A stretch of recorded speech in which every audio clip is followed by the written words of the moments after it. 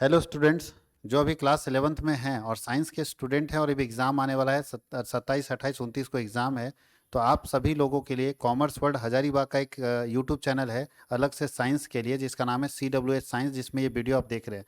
तो उसके लिए हम लोग कंप्लीट पूरा प्रिपरेशन कराने वाले हैं हर सब्जेक्ट का, चाहे इंग्लिश हो, चाहे वो फिजिक्स हो, केमिस्ट्री हो, मैथ्स हो, बायो हो, कंप्यूटर साइंस हो और इकोनॉमिक्स हो। जो भी सब्जेक्ट आपका होगा, हर सब्जेक्ट का कंप्लीट प्रिपरेशन कराने वाले हैं। इसके लिए मैं आपको थोड़ा सा एक बार जानकारी दे देता हूँ। एक बार मैं जानकारी दे देता हूँ कि किस जगह पे कौन सा जो है सब्जेक्ट का प्रिपरेशन होगा। तो जो साइंस वाले स्टूडेंट हैं उनके लिए physics, chemistry, maths, physics, chemistry और मैथ्स और कंप्यूटर साइंस का जो वीडियो जाएगा वो इसी में जाएगा, ये जिस चैनल में आप ये वीडियो देख रहे हैं। अगर कोई स्टूडेंट इकोनॉमिक्स का है, कोई स्टूडेंट अगर इकोनॉमिक्स का स्टूडेंट है, तो इकोनॉमिक्स का वीडियो उसको कॉमर्स वर्ल्ड हजारीबाग वाले चैनल में दिखेगा।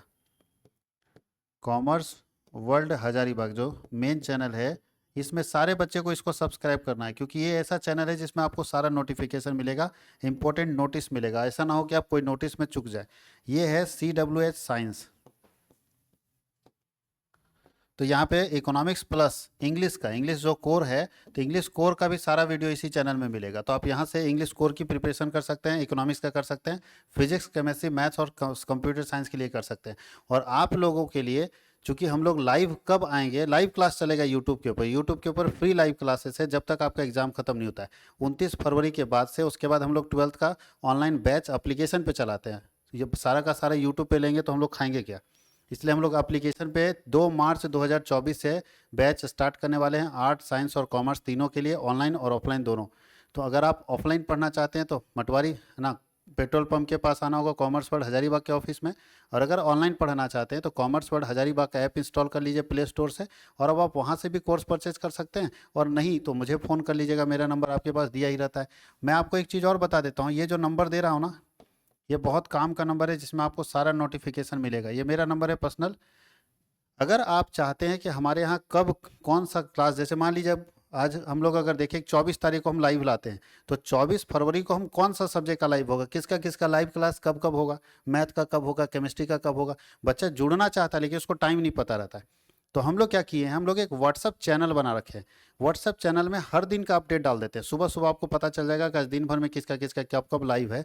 तो व्हाट्सअप चैनल बना हुआ है। और किस नाम से व्हाट्सअप चैनल है, तो व्हाट्सअप चैनल है, व्हाट्सएप में भी चैनल बनता है और टेलीग्राम में भी चैनल है। दोनों चैनल में जुड़ जाइए आप, टेलीग्राम और व्हाट्सएप में। और जो चैनल है वो इसी नाम से है, कॉमर्स वर्ल्ड हजारीबाग। हर जगह पे कोई भी चैनल ढूंढिएगा तो कॉमर्स वर्ल्ड हजारीबाग के नाम पर मिलेगा। उसी का एक सब्सिडी है CWH साइंस। अगर आर्ट्स का स्टूडेंट आता है तो CWH आर्ट्स, और कॉमर्स का है तो CWH कॉमर्स। तो याद रखिएगा, व्हाट्सएप चैनल में जुड़िए। अब कैसे जुड़ेंगे, तो आपको इस नंबर पर, ये जो नंबर दिख रहा है ना, इसी नंबर पर व्हाट्सएप में सिर्फ हाई लिखना है। जैसे आप हाई लिखते हैं आपको बहुत सारे लिंक जाएंगे, उसमें से ढूंढ देखिएगा तो व्हाट्सअप लिंक भी होगा, टेलीग्राम लिंक। तो व्हाट्सअप लिंक में क्लिक करेंगे और ज्वाइन कर लेंगे, टेलीग्राम लिंक में क्लिक करेंगे और ज्वाइन कर लेंगे, तो आपको सारी जानकारी मिल जाएगी कि किस सब्जेक्ट का लाइव क्लास कब चलने वाला है। और इसका लाइव क्लास हम लोग 22 तारीख से, ध्यान दीजिएगा, 22 तारीख से कंटिन्यूस हम लोग लाइव स्टार्ट करने जा रहे हैं। और 22 तारीख से लेके 29 तारीख तक आपका एग्ज़ाम होगा। तो एग्ज़ाम के जैसे आप एग्ज़ाम देके घर आते हो उसका सॉल्यूशन भी हम बता देंगे, ताकि तुरंत आप चेक कर लो कि आपको कितना मार्क्स आने वाला है। तो एग्ज़ाम के जस्ट शाम में आपको सॉल्यूशन भी मिल जाएगा और उससे पहले एग्ज़ाम की तैयारी भी हो जाएगी। तो 22 तारीख से आप कमर कस लीजिए, अपने दोस्तों को भी शेयर कर दीजिए ज़्यादा से ज़्यादा, और सब्सक्राइब करके चैनल को रखिएगा, क्योंकि नोटिफिकेशन तो आपको जाएगा और यहाँ पे हम आपको रूटीन बता देंगे। तो यहाँ पे रूटीन सबका मिलेगा, नहीं आर्ट, साइंस, कॉमर्स सारे के बच्चे इस व्हाट्सअप चैनल में जुड़े रहेंगे। तो आप भी व्हाट्सअप चैनल में जुड़िए। क्या करना होगा जुड़ने के लिए, इस नंबर पर व्हाट्सअप में मैसेज करना, हाई लिख दीजिएगा, कोई बात नहीं। अब मेरे से बात करना होगा तो आप और मैसेज कीजिएगा, नहीं तो हाई का रिप्लाई नहीं मिलता है। हाई का रिप्लाई मेरे तरफ से सिर्फ लिंक जाएगा, और उस लिंक में व्हाट्सअप चैनल का और टेलीग्राम चैनल का रहता है, आप ज्वाइन कर लीजिएगा। बाकी फेसबुक वगैरह में जुड़ना वो सब्सिडी चीज़ है, लेकिन सबसे मेन चीज़ जो है वो आप व्हाट्सअप और टेलीग्राम में जरूर जुड़े, आपको फ़ायदा होगा। इसलिए मुझे ये नोटिस देना था, मैं आपका समय थोड़ा बर्बाद किया। अब सर आपको पढ़ाएंगे फिजिक्स, क्लास 11th का प्रिपरेशन करवाएंगे। लीजिए सर, पढ़िए अच्छे से फिजिक्स।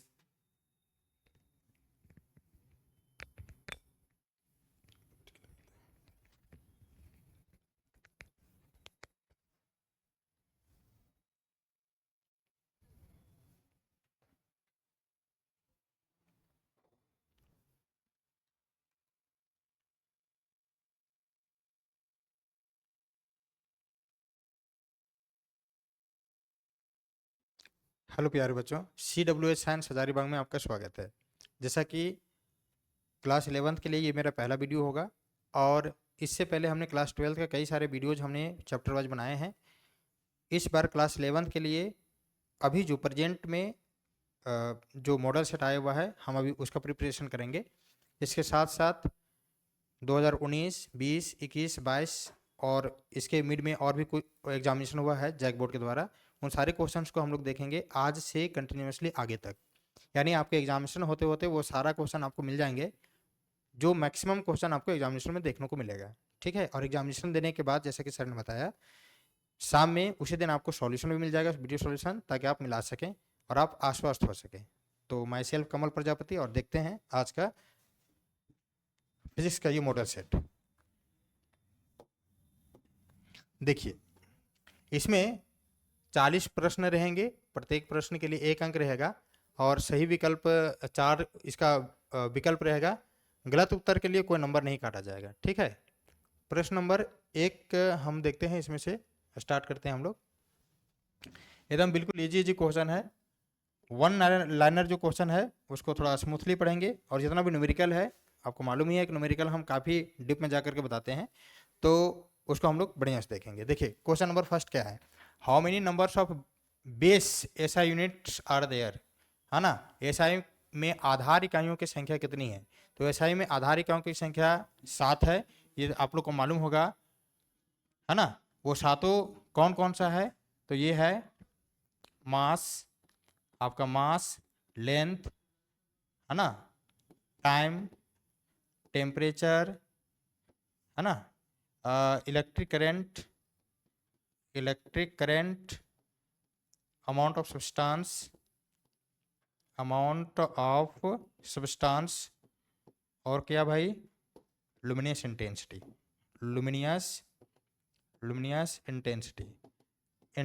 ठीक, ये 7 फंडामेंटल फिजिकल क्वांटिटी हैं, इसके बारे में पूछा गया है। 1, 2, 3, 4, 5, 6 और ये क्या 7, यानी इस क्वेश्चन का सही ऑप्शन क्या होगा, 7।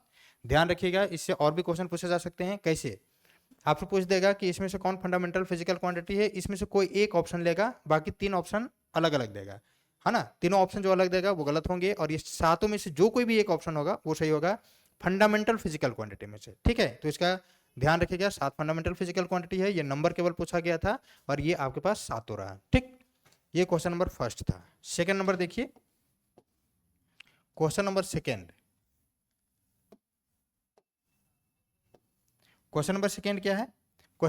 क्या है, 1 light year is equals to, एक प्रकाश वर्ष बराबर कितना होता है ना, एक प्रकाश वर्ष। तो याद रखिएगा, एक प्रकाश वर्ष इक्वल टू होता है 9.46 इंटू 10⁻15, और ये क्या, मीटर। याद रखिएगा, इसका एक और क्वेश्चन पूछा जाता है, बहुत फेमस है, कि प्रकाश वर्ष का SI यूनिट क्या है, लाइट ईयर का यूनिट क्या है। तो देखिए यहाँ लास्ट में क्या लगा हुआ है, मीटर। मीटर किसका यूनिट होता है, लेंथ का। यानी यदि आपसे पूछा जाएगा कि प्रकाश वर्ष का SI यूनिट क्या है, तो लेंथ इसका SI यूनिट हो जाएगा क्या, मीटर। ठीक है, क्योंकि ये लेंथ है, इसका ध्यान रखिएगा। यहाँ से 2 क्वेश्चन कवर होते हैं। अभी आपसे वैल्यू पूछा गया है, ऑप्शन नंबर डी इसका करेक्ट हो जाएगा। ठीक, क्वेश्चन नंबर थर्ड क्या है, देखिए, क्वेश्चन नंबर थर्ड है आपका, the dimensional formula of gravitational constant. हाँ, ग्रेविटेशनल कांस्टेंट का डायमेंशनल फॉर्मूला। हालांकि डायमेंशनल फॉर्मूला जब हम लोग पढ़ाते हैं तो बहुत सारे डायमेंशनल फॉर्मूला हम लोग निकलवाते हैं बच्चे से, 120 के आसपास, जो 11th और 12th टोटल कवर हो जाता है ना, 11th में ही। तो इसमें अभी फिलहाल केवल पूछा गया है कि dimensional formula of gravitational constant.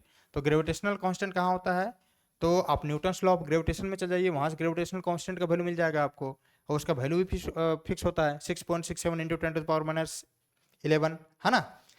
तो आप ग्रेविटेशनल कांस्टेंट की बात करते हैं तो F इक्वल टू ये होता है आपका क्या, G, और ये G होता है, और क्या होता है, M1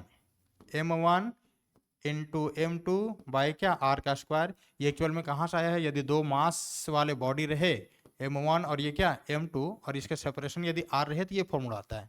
और यहाँ जो G जो दिख रहा है ना, उसी का डायमेंशनल आपसे पूछा जा रहा है ग्रेविटेशनल कांस्टेंट के फॉर्म में। तो आप इसको निकाल लीजिए, देखिए ध्यान से, इसको इधर लाइए, तो ये हो जाएगा F R का स्क्वायर इक्वल टू हो जाएगा क्या, G M1 इंटू क्या M2 और जी का वैल्यू आप निकालिए यहाँ से, जी इक्वल टू हो जाएगा एफ आर स्क्वायर और डिवाइड बाई m1 इंटू क्या m2।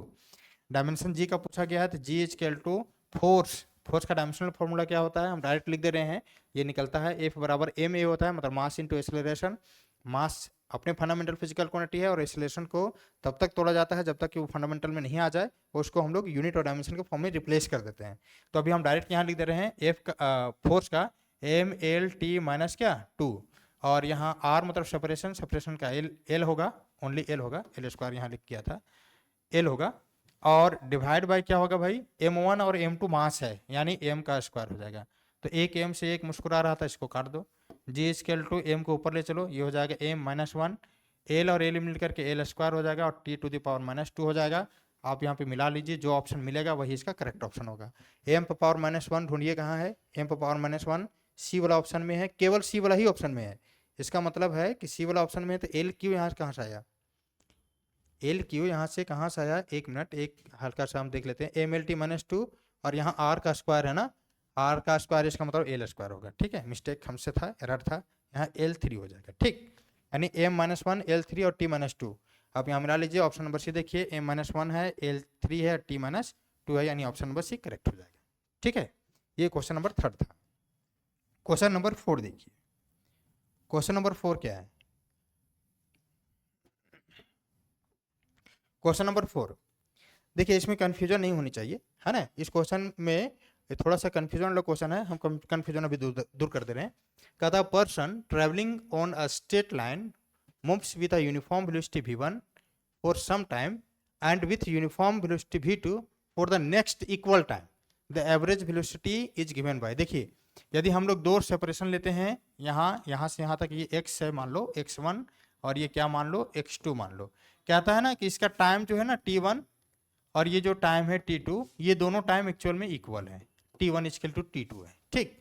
अच्छा, ये कहता है कि x1 का जो दूरी ट्रेवल करता है सेपरेशन वाला, वो x1 का जो दूरी ट्रेवल करता है वो v1 स्पीड से करता है, और दूसरा का जो करता है वो v2 स्पीड से करता है, ठीक। तो आपसे पूछता है एवरेज स्पीड कितना होता है। ध्यान रखिएगा, टाइम यहाँ इक्वल है लेकिन सेपरेशन इक्वल नहीं है, तो ऐसे कंडीशन में एवरेज वेलोसिटी का जो वैल्यू होगा वो होगा v1 प्लस v2 और डिवाइड बाय क्या 2। लेकिन यदि यहाँ पर सेपरेशन भी इक्वल रहता तब उसका एवरेज वेलोसिटी कितना होता है, v एवरेज इक्वल टू होता है 2 v1 v2 by v1 plus v2।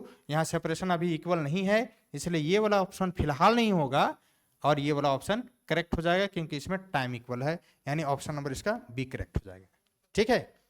ये क्वेश्चन डेराइव भी होता है ना, जब हम लोग क्लासरूम में इसको बताते हैं तो इसको डेरिवेशन करके बताते हैं, आप भी इसको डेराइव कर सकते हो, दो अलग अलग पार्ट लेकर के आसानी से हम लोग x बराबर वी टी, केवल इससे बन जाएगा दूरी बराबर चाल बटा समय, है ना, चाल बराबर x बराबर होता है क्या वी टी, x क्या दूरी, दूरी बराबर क्या चाल, चाल इंटू क्या, चाल इंटू क्या समय। हिंदी मीडियम के बच्चों के लिए ये हिंदी में लिख दिया हमने, और जनरली हम लोग x equal to v t लिखते हैं, x क्या है डिस्टेंस या डिस्प्लेसमेंट, v वेलोसिटी और t क्या है टाइम पीरियड है, ठीक। यानी इस क्वेश्चन का ऑप्शन नंबर बी करेक्ट हो जाएगा। क्वेश्चन नंबर 5 देखिए, क्वेश्चन नंबर 5 क्या है, कहता है at the top of the trajectory. अच्छा, ट्रेजेक्ट्री, ट्रेजेक्ट्री मतलब क्या होता है, ट्रेजेक्ट्री यदि किसी भी ऑब्जेक्ट को हम लोग फेंकते हैं ग्राउंड लेवल से, तो जो पाथ फॉलो करता है उसी हम लोग ट्रेजेक्ट्री बोलते हैं। ऐसे आप मान लो कि यदि आप क्या बोल सकते हैं उसको, क्रिकेट खेलते होंगे, तो जब हम लोग बॉल फेंकते हैं तो बॉल कुछ एंगल से फेंकते हैं, हम लोग जहाँ पे खड़ा रहते हैं वहाँ से, तो जहाँ पे हम लोग खड़ा रहते हैं वहाँ से कुछ एंगल बनता है ग्राउंड लेवल से, जिसको हम लोग बोलते हैं एंगल ऑफ प्रोजेक्शन, और जो पाथ फॉलो करता है बॉल उसी पाथ को हम लोग बोलते हैं ट्रेजेक्ट्री, है ना, ट्रेजेक्ट्री बोलते हैं, ठीक। अब आपसे क्वेश्चन क्या पूछा गया है कि the top of the trajectory, trajectory के टॉप मतलब सबसे ऊपर, of the particle the acceleration is इस जगह पर एक्सेलरेशन का मान कितना होगा। याद रखिएगा, इस जगह पर केवल एक्सेलरेशन के बारे में पूछा गया है, हम यहाँ पे 2-3 क्वेश्चन और बताते हैं। इस जगह पर एक्सेलरेशन की यदि बात किया जाए तो अपवर्ड एक्सेलरेशन 0 हो जाएगा, और अलोंग द वर्टिकल एक्सेलरेशन ही केवल बचेगा जो u cos थीटा के बराबर हो जाएगा। कैसे, जैसे मान लो ये v है, ये एंगल बना रहा है थीटा, इसके साथ क्या हो जाएगा v यदि ले रहे हैं तो v cos थीटा, और इसके साथ क्या हो जाएगा v sin थीटा, यानी ऊपर वाला वेलोसिटी ऊपर ले जाने का काम v sin थीटा कर रहा है और आगे पुश करने का काम भी cos थीटा कर रहा है। अब आप देख लो यहाँ के बाद ये ऊपर जा ही नहीं रहा है, इसका मतलब भी sin थीटा 0 हो गया, है ना, मतलब खत्म हो गया। लेकिन पुश अभी भी कर रहा है, इसका मतलब है कि अलोंग द हॉरिजॉन्टल इसका जो वेलोसिटी है भी cos थीटा है। दैट मीन्स हम कह सकते हैं कि अलोंग द हॉरिजॉन्टल इसका वेलोसिटी कायम रहता है। और बात यहाँ रह गया जी की ग्रेविटेशनल एक्सेलरेशन, सॉरी एक्सेलरेशन की। तो यहाँ पर जब भी ऑब्जेक्ट जाता है, यदि उसका मास m है मान लो इस जगह पर, तो यहाँ से m नीचे g नीचे काम करेगा, मतलब टोटल वेट नीचे काम करेगा mg, यानी इस टॉपर मोस्ट पॉइंट पर एक्सेलरेशन का जो वैल्यू होगा वो होगा g, है ना, ओनली g। और g का वैल्यू कितना 9.8 मीटर पर सेकंड स्क्वायर एक्सपेरिमेंटल ऑब्जर्वेशन के अनुसार। और यदि हम लोग को न्यूमेरिकल बनाना हो तो हम लोग जनरली क्वेश्चन में लिखा हुआ रहता है कि 10 मीटर पर सेकंड स्क्वायर आपको लेना है, आप उतना लीजिएगा तो आंसर आ जाएगा, बन जाएगा क्वेश्चन। ठीक, यानी इस पांचों क्वेश्चन का पार्टिकुलर आंसर क्या होगा, डी, यानी जी। छठा क्वेश्चन 6 नंबर क्वेश्चन देखिए क्या है, कहाँ गया 6 नंबर, हाँ छठा नंबर क्वेश्चन देखिए। 6 नंबर क्वेश्चन क्या है, the direction of the angular velocity vector is along. अच्छा, एंगुलर वेलोसिटी की बात करता है, एंगुलर वेलोसिटी मतलब ओमेगा, है ना। अब ओमेगा की बात आई है तो ओमेगा के बारे में थोड़ा जान लेते हैं। ओमेगा और भी, है ना, ये दूसरे का एक दूसरे का पूरक है, इसके बीच में रिलेशन होता है क्या, v बराबर ओमेगा आर। v क्या है, ये है आपका लीनियर वेलोसिटी, क्या है लीनियर वेलोसिटी, क्या है लीनियर वेलोसिटी। अच्छा, ओमेगा क्या है, ये है आपका एंगुलर वेलोसिटी, क्या है एंगुलर वेलोसिटी। और r क्या है भाई, ये है आपका रेडियस, जिसके अकॉर्डिंगली या जिसके रेफरेंस में उस ऑब्जेक्ट को घुमाया जाता है या तो भी घूमता है। ठीक, अब आप इस क्वेश्चन में देखिए एंगुलर वेलोसिटी की प्रॉपर बात करता है, वेक्टर की भी बात करता है, इसका मतलब इसका डायरेक्शन फिक्स है। अब इसका डायरेक्शन यदि फिक्स है तो आप ढूंढिए, इसमें ऑप्शन में ढूंढते हैं, कहते हैं the direction of angular velocity vector is along. Angular velocity का वेक्टर किसके अलोंग होता है, या हिंदी में यदि आप बात कर रहे हैं कि किसके अनुदिश होता है, कोणीय वेग सदिश की दिशा किसके अनुदिश होता है ना, ये प्योर हिंदी यहाँ लिखा हुआ है। तो इसका समझिए यहाँ पे, tangent to the circular path, tangent to the circular path simple circular motion में होता है भाई, है ना, इस कंडीशन में नहीं होगा।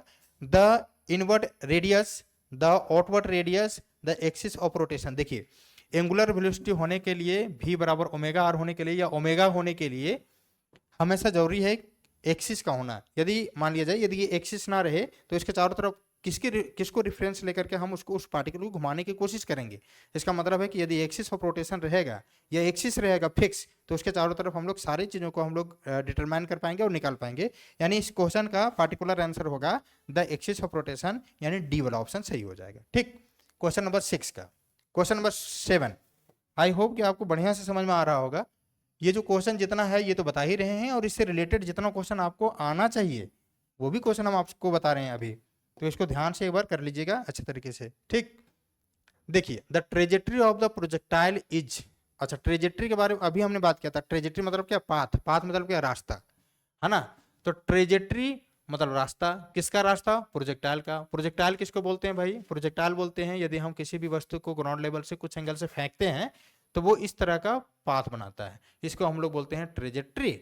और यहाँ से फेंकने का ये जो गतिविधि है इसको हम लोग बोलते हैं प्रोजेक्टाइल। और ये प्रोजेक्टाइल हमेशा काम करता है अलोंग द ग्रेविटेशनल एक्सेलरेशन, क्योंकि यदि अलोंग द ग्रेविटेशनल एक्सेलरेशन उस ऑब्जेक्ट पर काम नहीं करता तो उस ऑब्जेक्ट को हम जैसे ही आसमान में फेंकते हैं वो सीधे उड़ जाता है, बाहर चला जाता है। यानी उस पर जी काम कर रहा है, मतलब अलोंग द ग्रेविटेशनल एक्सेलरेशन, इसलिए वो नीचे आ रहा है। ठीक, अब आपसे पूछा गया है the trajectory of the projectile is, projectile का ट्रेजेक्ट्री कैसा होगा। तो देख लीजिए ये कैसा है, इसका शेप ये है आपका पाराबोला जैसा, इसका मतलब इसका आंसर हो जाएगा पाराबोला। ठीक, यानी इस क्वेश्चन का आंसर होगा b. Question number 8, question number 8 क्या है, देखिए कहता है minimum number of unequal vector, equal नहीं अनइक्वल, इक्वल तो बोल ही नहीं सकता, यदि इक्वल बोलेगा जीरो हो जाएगा, है ना, मतलब इक्वल बोलेगा तो हम लोग डिफाइन ही नहीं कर पाएंगे। तो क्या कहता है, the minimum number of unequal vector which can give zero resultant R, zero resultant. कितना वेक्टर मिनिमम होना चाहिए जो जीरो रिजल्टेंट दे, आप समझिए। देखिए वेक्टर ट्रायंगल लॉ में हम लोग पढ़े हैं कि यदि ये वेक्टर ए है, यदि ये वेक्टर बी है, तो ये रिजल्टेंट वेक्टर बताता है वेक्टर सी, और इतना बराबर लिखते हैं हम लोग ए का वेक्टर प्लस क्या, बी का वेक्टर। ठीक, ये लिखते हैं हम लोग। अब देख लीजिए ये दोनों साइड का मैग्नीट्यूड डायरेक्शन सेम ऑर्डर में है और ये अपोजिट ऑर्डर में है। इसका मतलब हम कह सकते हैं जिसका टेल टेल और हेड हेड मिल रहा हो उसी को हम लोग रिजल्टेंट बोलते हैं, है ना। उसको हम लोग क्या बोलते हैं? रिजल्टेंट बोलते हैं, रिजल्टेंट बोलते हैं। और ये जो दो साइड है वो सेम ऑर्डर में रिप्रेजेंट करता है, ठीक। यानी हम इसको हमको इसमें मिनिमम कितना वेक्टर दिखाई दे रहा है? तो मिनिमम 3 वेक्टर दिखाई दे रहा है। तो हम लोग बोल सकते हैं कि इसमें जीरो रिजल्टेंट की यदि बात करती है तो अनइक्वल वेक्टर की संख्या कम से कम 3 होगा तभी जीरो रिजल्टेंट लाना पॉसिबल है, अन्यथा लाना पॉसिबल नहीं है। यानी इस क्वेश्चन का ऑप्शन नंबर बी सही हो जाएगा, ठीक। क्वेश्चन नंबर 9 देखिए, क्वेश्चन नंबर 9। हाँ, question number 9, the frictional force acting on a body at rest is in plane. The frictional force acting on a body rest in plane. Plane की विरामावस्था में frictional force के ऊपर जिस body पर frictional force काम करता है वो normal to the surface upward, normal to the surface downward, along the direction of the applied force या zero. Frictional force acting on a body at rest. अच्छा देखिए इस क्वेश्चन में ही आंसर छिपा हुआ है। रेस्ट, रेस्ट मतलब वो चल भी नहीं कर रहा है, और यदि वो चल ही नहीं रहा है तो आप सोचिए कि फ्रिक्शनल फोर्स कितना होगा। जब भी चल ही नहीं रहा है तो फ्रिक्शन बराबर फ्रिक्शनल फोर्स बोलो या फ्रिक्शनल फोर्स मतलब अपोजिट डायरेक्शन में जो फोर्स काम करता है, और फ्रिक्शनल फोर्स जो होता है वो डायरेक्टली प्रोपोर्शनल होता है। ओहो एक मिनट, फ्रिक्शनल फोर्स जो होता है एफ आर वो डायरेक्टली प्रोपोर्शनल क्या होता है? नॉर्मल का। यानी एक ऑब्जेक्ट यहाँ है, एक फोर्स यहाँ लगाइए एफ, यहाँ मास है, और ये यदि मान लो नॉर्मल है, नॉर्मल बराबर एम जी है, तो हम इसको लिख सकते हैं f r directly proportional to n मतलब एम जी, और इसको यदि तोड़ें तो एफ आर इक्वल टू होता है म्यू एम जी, ठीक। अब ये रेस्ट में है, रेस्ट में है इसका मतलब कि एक्सेलरेशन का मान है ही नहीं, इसमें किसी भी प्रकार का एक्सेलरेशन का मान नहीं है। इसका मतलब है कि इस पार्टिकुलर ऑप्शन इस पार्टिकुलर क्वेश्चन का ऑप्शन नंबर डी करेक्ट हो जाएगा, 0 हो जाएगा। यदि ये चलता है ना, यदि ये चलता तो इसका कुछ ना कुछ हम लोग वैल्यू निकाल पाते, लेकिन ये रेस्ट की बात करता है तो रेस्ट में इसका क्या वैल्यू होगा? 0 होगा, ठीक। क्वेश्चन नंबर 9 10 देखिए, क्वेश्चन नंबर 10। सारे क्वेश्चन को एक्सप्लेन करने का मतलब एक ही है कि इससे रिलेटेड और भी क्वेश्चन यदि आपके एग्जामिनेशन में आते हैं तो इसको आप अच्छे तरीके से सॉल्व कर सकें, ठीक है। और ये आपको केवल CWS साइंस हजारीबाग ही प्रोवाइड कर सकता है, ये आप लोग को भी पता है, अब तक पता चल गया होगा, है ना। और आगे भी आप लोग को सहयोग मिलता रहेगा। देखिए ये जो क्वेश्चन है न्यूमेरिकल, ये बहुत अच्छा क्वेश्चन है, मजेदार क्वेश्चन है, इसको बताते हैं। देखिए 2 बॉडीज ऑफ मास 4 kg और 5 kg है ना, acted upon the same force, इन दोनों पर सेम फोर्स काम कर रहा है। अच्छा ये 4 किलो है और ये क्या है 5 किलो। इस पर जितना फोर्स काम कर रहा है मान लो F काम कर रहा है, इस पर भी फोर्स काम कर रहा है F, सेम फोर्स काम कर रहा है, ठीक। If the acceleration of lighter body, lighter मतलब हल्का, हल्का बॉडी पर एक्सेलरेशन कितना है 2, यानी इस पर 2 एक्सेलरेशन काम कर रहा है, ठीक। तो पूछता है the acceleration of the heavier body is, इस पर एक्सेलरेशन कितना होगा? A का मान, ठीक। तो फोर्स बराबर क्या होता है केवल इसके लिए देखो, पहले इसके लिए F बराबर हम लोग जानते हैं A में मास इंटू एक्सेलरेशन। मास कितना है भाई 4, एक्सेलरेशन कितना 2, 4 दूनी 8, 8 मीटर पर सेकेंड, सॉरी 8 न्यूटन, क्या होगा 8 न्यूटन, 8 न्यूटन, ठीक। ये हो गया 8 न्यूटन।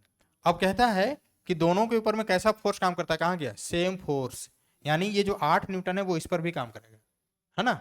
यदि 8 न्यूटन इस पर भी काम करेगा तो हम लोग बोलते हैं F बराबर होता है ma, और यहाँ F का मान यहाँ 8 न्यूटन इसके लिए भी होगा, तो 8 बराबर ये हो जाएगा m का मान 5, और A का मान निकालना, यहाँ एक्सेलरेशन ही चाहिए था A, तो A का वैल्यू आप निकाल लीजिए, 8 बटा हो जाएगा ये 5, इसको नीचे लाए हैं, इसको कट करेंगे तो 5 1 जा 5 हो जाएगा, 5 1 जा 5, और कितना हो गया 5 3 8 5 6 30, मतलब 1.6 मीटर पर सेकेंड स्क्वायर। यानी इस क्वेश्चन का ऑप्शन नंबर कहाँ गया 1.6, यानी सी हो जाएगा, ठीक है। 10वां क्वेश्चन का option number c correct option हो जाएगा, ठीक है। क्वेश्चन नंबर 10, क्वेश्चन नंबर 11 देखिए, क्वेश्चन नंबर 11 क्या है भाई? हाँ देखिए क्वेश्चन नंबर 11 क्या है। Question number 11, the mass of a body which is equal to the ratio of the force acting on the body to acceleration produced in the body is, है ना। The mass of ए एक minute, light पड़ने की वजह से बढ़िया से नहीं देख पा रहे हैं इसको, हम थोड़ा सा और नीचे इसको करते हैं। हाँ ठीक है, ठीक। क्या कहता है, the mass of a body which is equal to the ratio of force acting on a body to the acceleration produced in the body is, है ना। 11 नंबर क्या कहता है कि किसी भी पिंड का द्रव्यमान जो उस पर लगने वाले बल और पिंड में उत्पन्न क्या त्वरण के अनुपात के बराबर होता है। किसके अनुपात के बराबर होता है? दो चीजों के बारे में बोला गया है, एक बल के बारे में और किसके बारे में, एक एक्सेलरेशन, मतलब एक फोर्स के बारे में और दूसरा एक्सेलरेशन के बारे में। तो फोर्स और एक्सेलरेशन की यदि हम लोग बात करते हैं तो ये दोनों कंडीशन जो है या ये दोनों सिचुएशन होता जो है वो रेशियो में, प्रोपोर्शनल में इक्वल की कंडीशन बताता है, इक्वल की कंडीशन बताता है। वो केवल और केवल पॉसिबल है ग्रेविटेशनल इलेक्ट्रोमैटिक इंटरनल ये इनर्शियल मास, हाँ केवल इनर्शियल मास में ऐसा पॉसिबल है ना। ये क्वेश्चन थ्योरेटिकल क्वेश्चन है, इसको आप ध्यान में रखिएगा, ठीक है। कि यदि किसी भी पिंड का द्रव्यमान जो उस पर लगने वाले बल और पिंड के द्वारा उत्पन्न जो होता है त्वरण या तो फिर एक्सेलरेशन जो होता है वो अनुपातिक जो होता है वो हमेशा इंटरनल मास के अनुपात के बराबर होता है। आंतरिक जिसको हम लोग बल बोलते हैं, आंतरिक जो हम लोग बोलते हैं क्या, मास, द्रव्यमान जिसको हम बोलते हैं, या तो जड़त्वीय मास जिसको हम लोग बोलते हैं, उसके बराबर होता है, ठीक। Question number 11। Question number 12, question number 12, question number 12 क्या है? What is the linear momentum of the gun and bullet before firing. Firing करने से पहले मोमेंटम मतलब संवेग, मोमेंटम मतलब संवेग, है ना, गन और बुलेट का कितना होगा, ठीक। याद रखिए यदि ये कोई गन है ना, इसी तरह क्लासरूम में भी हम बनाते हैं द कमल फिजिक्स हजारीबाग में, तो बच्चा लोग हंसता है। इसको देखिए, ये गन है, आपको गन ही समझना है, ये गन है आपको, और ये क्या है, बुलेट। बुलेट क्या कह रहा है कि मोमेंटम का मान कितना होगा गन और बुलेट का बिफोर फायरिंग। अब फायरिंग जब नहीं किया गया है तो सोचिए जो बुलेट है वो गन में ही रहेगा, और जब बुलेट गन में रहेगा तो बताइए कुछ मोमेंटम होगा। मोमेंटम बराबर होता है क्या, मोमेंटम बराबर क्या होता है, पी बराबर होता है एम भी, मास इनटू वेलोसिटी। अब मोमेंटम वेलोसिटी ही नहीं है, मतलब कि गन में ही बुलेट है, इसका मतलब वेलोसिटी नहीं है, और वेलोसिटी नहीं है इसका मतलब मोमेंटम का मान 0 है, ठीक है। क्वेश्चन खत्म, यानी ऑप्शन नंबर सी इसका करेक्ट हो जाएगा। मोमेंटम का मान कितना हो जाएगा, 0। लेकिन यदि गन फायर किया जाता तब दो सिचुएशन बनता था, इसका वेलोसिटी अलग रहता v1, इसका वेलोसिटी अलग रहता v2, इसका मास अलग रहता m1, इसका मास अलग रहता m2, और एक फॉर्मूला बनता कंजर्वेशन ऑफ लीनियर मोमेंटम से p1 बराबर p2, और p1 के लिए होता क्या, m1 v1 equal to m2 v2, और यहां से उस तरह का सभी प्रॉब्लम बनाया जा सकता था, ठीक है। तो रेस्ट अवस्था में यदि बात करें, यानी बुलेट को फायर किया, मतलब गन को फायर किया गया उससे पहले, तो वो बुलेट जो है उसमें अभी है, गन में ही है, इसका मतलब वो रेस्ट कंडीशन को मेंटेन कर रहा है, यानी मोमेंटम का मान कितना है, 0। ऑप्शन नंबर सी करेक्ट हो जाएगा, ठीक। Question number 13, question number 13, question number 13 क्या है, क्वेश्चन नंबर 13 क्या है, एक्शन एंड रिएक्शन। अच्छा, action and reaction act on the same body are equal, question number 13, हाँ क्वेश्चन नंबर 13, ठीक। तो हाँ, action and reaction act on the same body. अच्छा, एक्शन और रिएक्शन जो है वो सेम बॉडी पर काम करता है, are equal act in the same direction, are equal act and the same direction, cancel each other, act on the two different body. हाँ यही सही होगा, है ना। एक्शन रिएक्शन की बात किया जाए तो डिफरेंट टू बॉडी के बारे में बोला जाता है, ये न्यूटन्स के नियम के अनुसार। कोई जरूरी नहीं है सेम, यदि हम लोग सेम लेते हैं तो नेट फोर्स का मान 0 होने की वजह से वो मासलेस जैसा कंडीशन आ जाता है, जैसे सैटेलाइट घूमता है ना, वैसे कंडीशन में, ठीक। क्वेश्चन नंबर 14 यहीं पे देख लीजिए आप। क्वेश्चन नंबर 14 क्या है, a body of mass 100 kg falls from a height of 10 metre. अच्छा, एक 100 किलो का वजन है, 100 kg का, है ना, 100 kg मास है, 10 मीटर हाइट से इसको गिराया जाता है, ये है आपका 10 मीटर, ये इसका हाइट है। It's increase in kinetic energy is, ये काइनेटिक एनर्जी इसका कितना बढ़ेगा। अच्छा, देखिए यहाँ से गिराया जाता है, यहाँ का एनर्जी और यहाँ का एनर्जी दोनों कंजर्व रहेगा। और हमने बताया है वर्क एनर्जी थ्योरम से कि change in kinetic energy is equal to work done. मतलब kinetic energy final minus kinetic energy initial is equal to W. W मतलब वर्क डन। तो W बराबर वर्क एनर्जी थ्योरम की यदि बात करें तो जब इसको छोड़ा जाता है तो काइनेटिक एनर्जी इनिशियल का मान तो यहाँ ऑलरेडी जीरो है। क्यों? क्योंकि वर्क डन में काइनेटिक एनर्जी फाइनल, इसको पहले लिख दिए, ठीक, ये वर्क डन पहले लिखा हुआ है, इसको काइनेटिक एनर्जी फाइनल लिखते हैं। हाफ एम फाइनल के लिए लिखते हैं वी स्क्वायर माइनस हाफ और ये एम यू का स्क्वायर, ठीक। Work done equal to initial जो वेलोसिटी है यहाँ पर, यहाँ देखिए जब यहाँ से छोड़ा गया होगा तो इनिशियल वेलोसिटी का मान यहाँ जीरो होगा, और यहाँ जैसे ही जीरो करेंगे तो ये u का मान जीरो हो जाएगा, ये पूरा हट जाएगा, यानी वर्क डन इक्वल टू हो जाएगा हाफ एम वी स्क्वायर, और यही काइनेटिक एनर्जी है। और काइनेटिक एनर्जी बराबर क्या है? Work done. Work done equal to क्या जानते हैं हम लोग? M force, work done equal to क्या जानते हैं? Force into displacement. तो डिस्प्लेसमेंट हाइट है नीचे, यानी एफ एच इक्वल टू क्या? काइनेटिक एनर्जी, है ना। एफ एच इंटू क्या? Kinetic energy. काइनेटिक एनर्जी, इसको पुनः यहाँ लिखते हैं, पलट के लिख रहे हैं। Kinetic energy equal to f, f मतलब क्या? मास, फोर्स। फोर्स कैसे काम कर रहा है? एम जी, क्योंकि नीचे वेट काम कर रहा है, फोर्स वेट है, और यहाँ एच। अब सारा वैल्यू पुट कर दीजिए। एम, एम का मान 100, जी का मान 9.8 और एच का मान 10। अब इसको कैलकुलेट कर लीजिए, है ना। इसको कैलकुलेट करेंगे तो ये 10 आएगा, है ना, और ये 10 कट जाएगा, और ये हो जाएगा आपका 9800 जूल। ऑप्शन देख लीजिए, ऑप्शन नंबर ए करेक्ट हो जाएगा, ठीक है। इस क्वेश्चन को अपने से प्रैक्टिस करने की कोशिश कीजिएगा। इस टाइप का क्वेश्चन कई बार हम क्वेश्चन क्लासरूम में हम बताए हैं इसको। क्वेश्चन नंबर 14 हो गया। 15 देखिए, question number 15।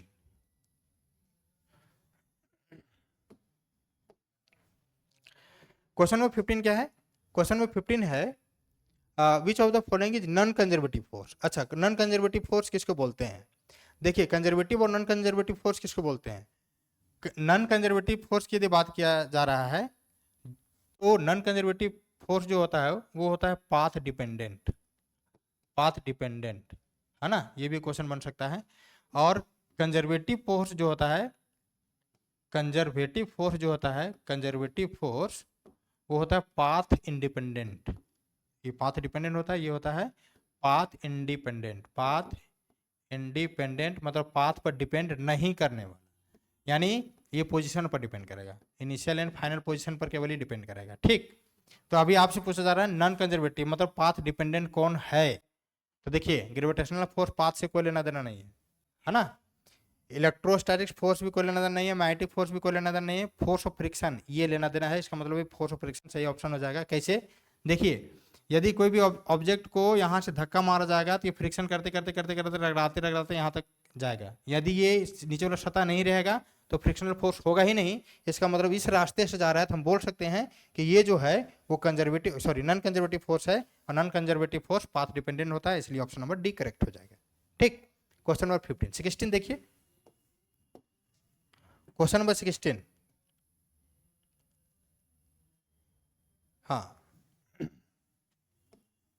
Question number 16,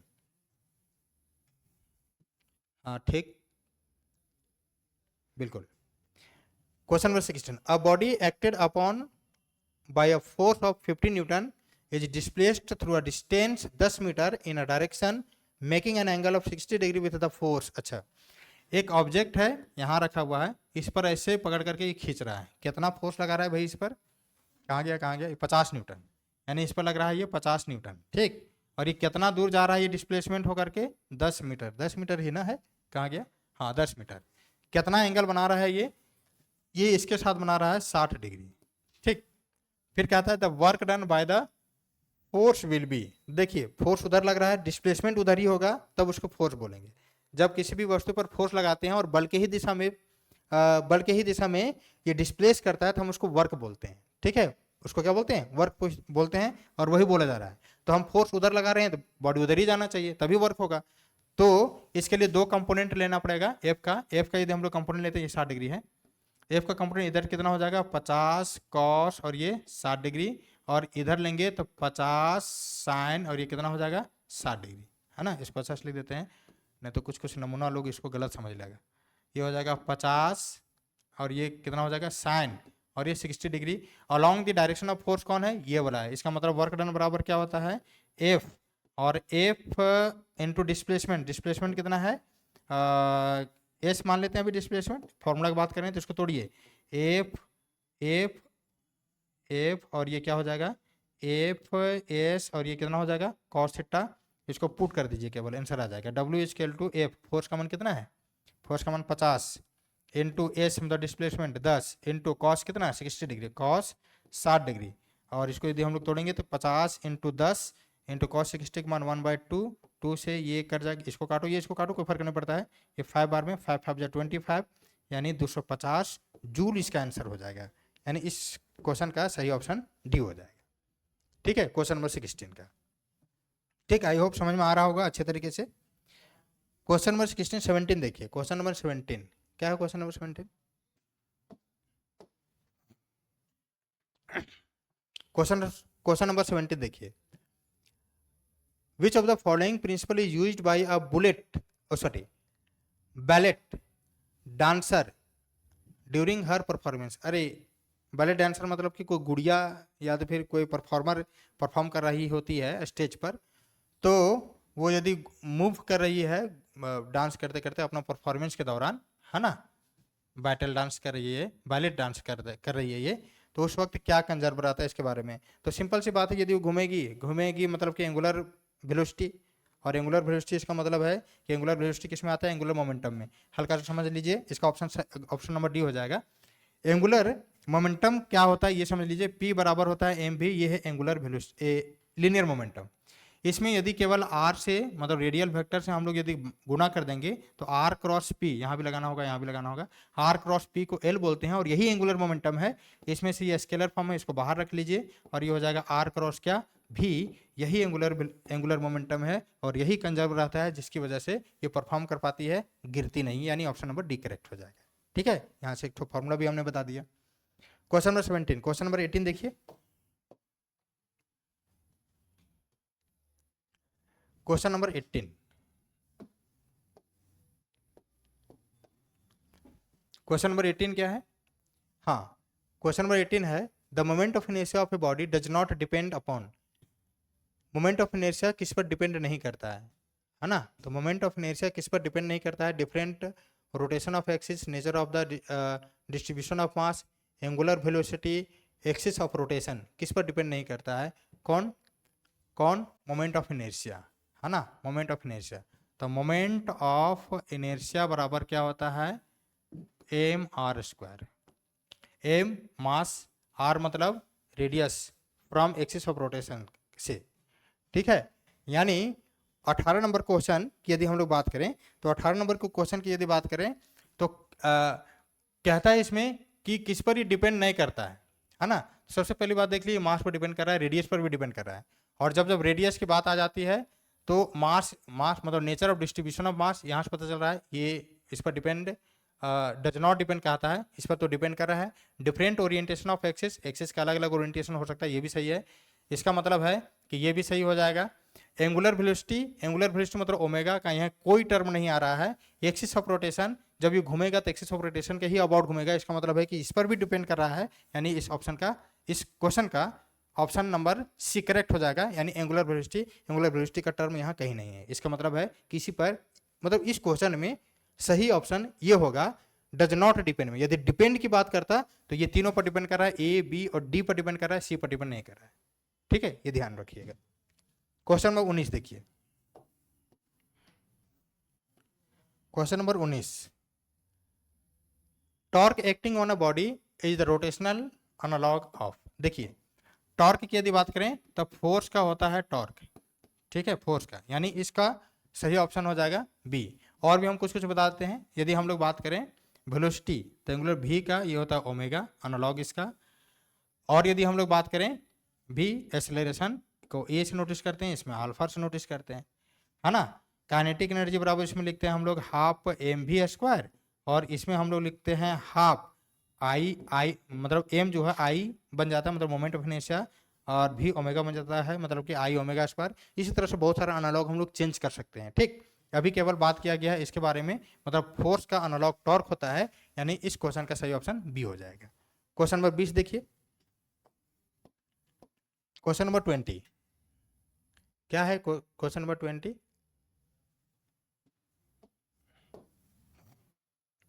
question number 20, question number 20 है the value of g becomes zero at g, मतलब ग्रेविटेशनल एक्सेलरेशन, है ना।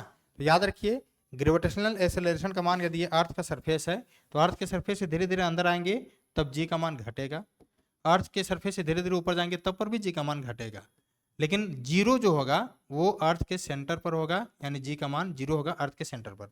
आप यहाँ पे मिला लीजिए कहाँ पर गया है, the height equal to the radius of the earth, अच्छा ऐसी बात करता है ना, the depth equal to half of the diameter of the earth, the depth equal to, मतलब D equal to half of the diameter of the earth, earth का diameter का आधा, तो डायमीटर ये तो रेडियस हो गया, डायमीटर ये पूरा हो गया, मतलब कि डायमीटर का आधा मतलब रेडियस, है ना। तो रेडियस कहाँ होगा? आर के जगह होगा, इसका मतलब कि इस क्वेश्चन का सही ऑप्शन बी ही होगा, केवल ये चकमा दे रहा है और कुछ नहीं कर रहा है, ठीक है। रेडियस के बारे में पूछा जा रहा था, अर्थ के सरफेस से रेडियस अंदर आ जाओगे, नीचे आर का मान जो कितना होता है 6400 किलोमीटर आसपास, 6400 किलोमीटर होता है, उतना नीचे आ जाओगे जी का मान ऑटोमेटिक जीरो हो जाएगा। यही आपसे बोला जा रहा है कि the depth equal to the half, depth मतलब D equal to the half of the diameter, diameter मतलब ये पूरा डायमीटर सॉरी, इसका पूरा आधा, तो इसका पूरा आधा रेडियस ही होगा, यानी आर अंदर चल जाएंगे, रेडियस अंदर चल जाएंगे, 6400 किलोमीटर अंदर चल जाएंगे, तो फिर उसका वहां पे वैल्यू कितना हो जाएगा? जीरो हो जाएगा, यानी ऑप्शन नंबर क्वेश्चन नंबर 20 का ऑप्शन बी करेक्ट सही हो, मतलब करेक्ट ऑप्शन बी हो जाएगा, ठीक। क्वेश्चन नंबर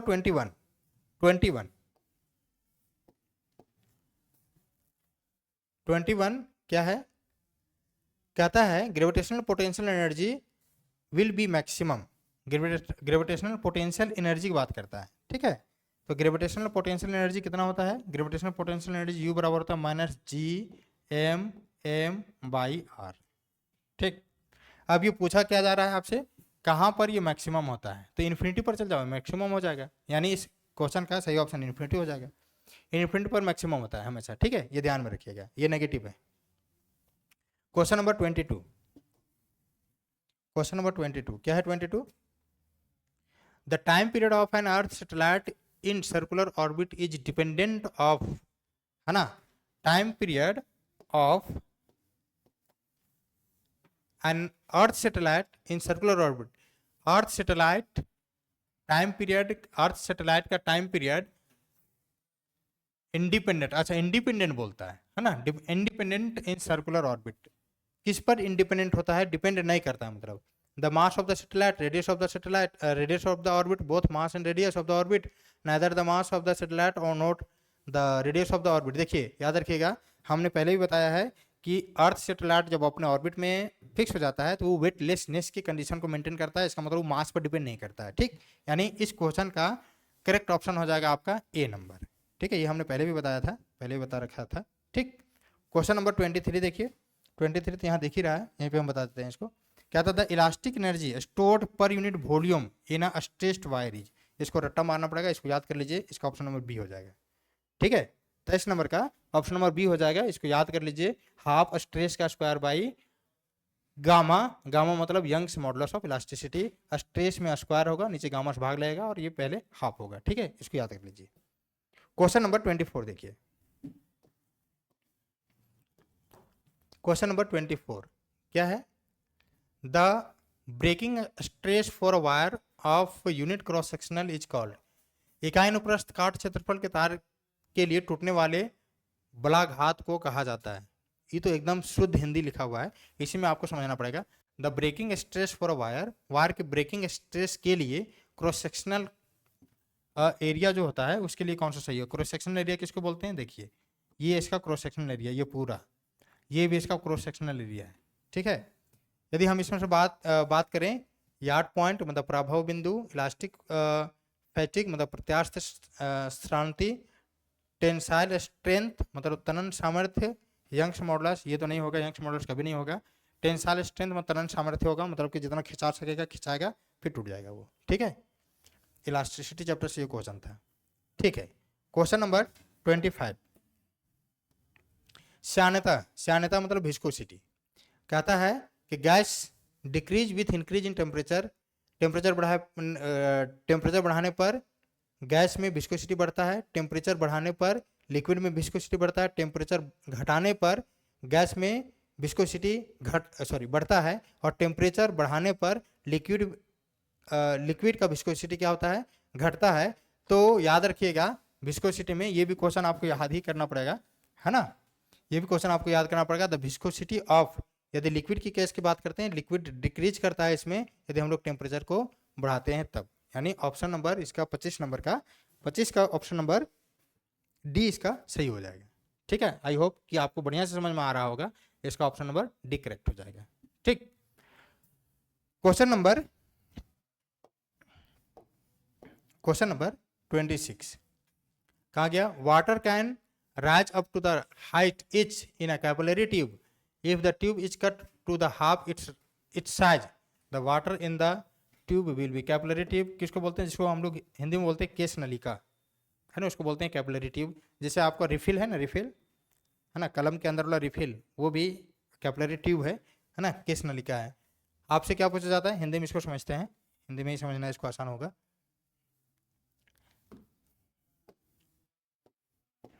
देखिए क्या है, कोशिका नली में पानी ऊंचाई तक ऊपर उठ सकता है, यदि नली को उसके आधे आकार में काट दिया जाए तो नली में पानी होगा। क्या होगा, नली में पानी होगा, मतलब कि केस नलिका में पानी क्या होगा, मतलब कि पूछता है कि ऊपर से बहने लगेगा या ऊपर से नहीं बहेगा, ऊपर नहीं उठेगा, इनमें से कोई नहीं होगा। तो नॉट ओवरफ्लो होता है, मतलब कि ऊपर से नहीं बहने की कंडीशन को ये फॉलो करता है। यानी ऑप्शन नंबर 26 का ऑप्शन नंबर बी करेक्ट हो जाएगा। ठीक है, क्वेश्चन नंबर कितना था, 26। क्वेश्चन नंबर 27, क्वेश्चन नंबर 27 देखिए, एक न्यूमेरिकल है। क्वेश्चन नंबर 27 क्या है, देखिए कहता है 60 × 10⁻³ मीटर स्क्वायर अनुप्रस्थ काट क्षेत्रफल का एक गोलाकार खंभा 60 kg के भार को सहारा देता है, खंभे पर कितना दाब पड़ता है। The circular pillar of area of cross section 16 × 10⁻³ metre square supports weight of 60 kg, what is the pressure exert on the pillar। Pressure बराबर क्या होता है, फोर्स बटा एरिया, है ना। फोर्स कितना काम कर रहा है, फोर्स के बारे में कुछ नहीं बोला है, मास दिया है, तो फोर्स बराबर हम लिख सकते हैं, फोर्स बराबर mg, क्योंकि पिलर की बात करता है ना, पाइप की बात कर रहा है, mg बाई क्या, एरिया। बस यही काम करना था, आसान हो गया। m मास कितना दिया 60 kg, g का मान होता है 9.8 डिवाइड बाई एरिया कितना दिया हुआ है, एरिया दिया हुआ है 60 × 10⁻³ ये दोनों मुस्कुरा रहा है, काट दो, ये 9.8 × 10⁻³ ऊपर 3 ले चलो, ये हो जाएगा प्रेशर। प्रेशर मतलब कि न्यूटन पर मीटर स्क्वायर, यही इसका ऑप्शन होगा। आप देख लीजिए कहाँ है, 9.8 × 10⁻³ 9.8 × 10⁻³ न्यूटन मीटर पर स्क्वायर, यानी ऑप्शन नंबर यही सही हो जाएगा। ठीक, 27 का ऑप्शन नंबर ए करेक्ट हो जाएगा। ठीक, 27 का। चलिए 28 देखते हैं।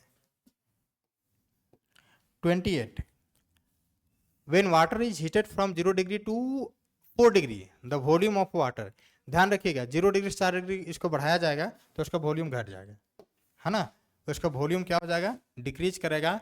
यानी इस क्वेश्चन का ऑप्शन नंबर 28 का ऑप्शन नंबर बी करेक्ट हो जाएगा। ठीक है, ऑप्शन नंबर बी इसका क्या हो जाएगा, करेक्ट हो जाएगा। Ratio of coefficient of linear volume and areal expansion, देखिए लीनियर फिर वॉल्यूम लिखता है, उसके बाद एरिया लिखता है। लीनियर मतलब 1, वॉल्यूम मतलब 3, और एरिया मतलब 2। ऑप्शन मिला लीजिए 1, 3, 2, यानी ऑप्शन नंबर ए करेक्ट हो जाएगा। 29 का ऑप्शन नंबर ए करेक्ट हो जाएगा। ठीक, 30 नंबर क्वेश्चन देखिए। 30 नंबर क्वेश्चन क्या है, the zeroth law of thermodynamics leads to the concept of, ये हमने पहले ही बताया है, थर्मोडायनेमिक्स केवल टेम्परेचर के कंसेप्ट को बताता है, यानी इस क्वेश्चन का सही ऑप्शन डी हो जाएगा। 31 देखिए, निम्नलिखित विच of the following option the describe the Myers formula. Myers formula हमेशा सीपी में से सीबी घटता है और वो बराबर होता है आर का, यानी ये ऑप्शन नंबर देखिए, सीपी माइनस सीबी कहाँ है, सीपी माइनस सीबी, यानी ऑप्शन नंबर डी करेक्ट हो जाएगा। ठीक, 32 देखिए, 32, अच्छा फर्स्ट लॉ ऑफ थर्मोडायनेमिक्स पूछा हुआ है।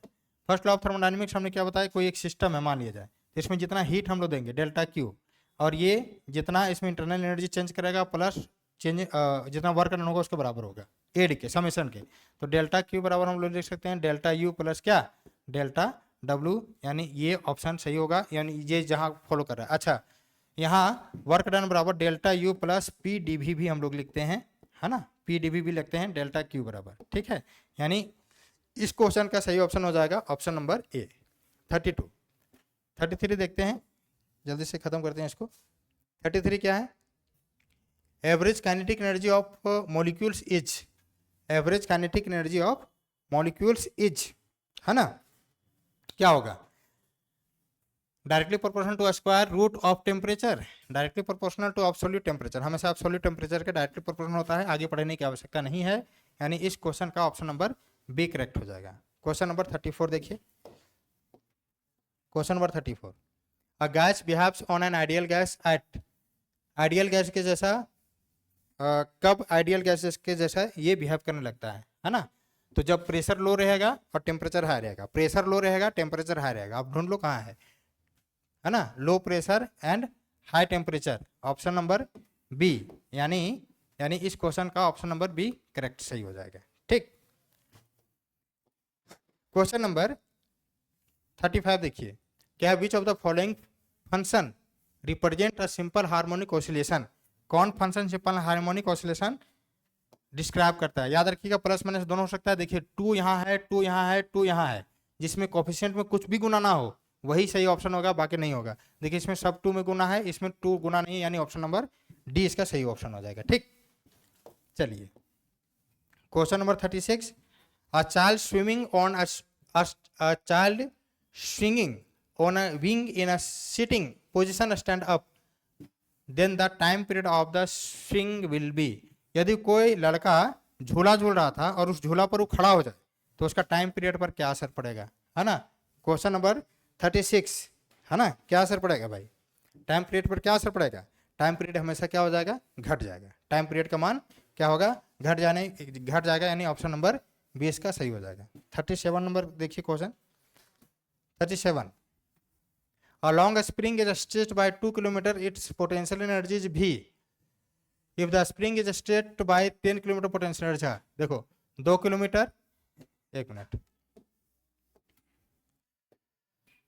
है ना, 2 kilometre potential energy V, 10 kilometre potential energy कितना ये नहीं पूछा जा रहा है, मान ले x, तो ये हो जाएगा 2/10 scale to V by x, x निकालना है तो x बराबर हो जाएगा 10V बाई क्या 2, 2 5 जा 10 यानी 5V, यानी इसका ऑप्शन हो जाएगा 5V, यानी कहाँ गया? ऑप्शन नंबर सी करेक्ट हो जाएगा, ठीक। 37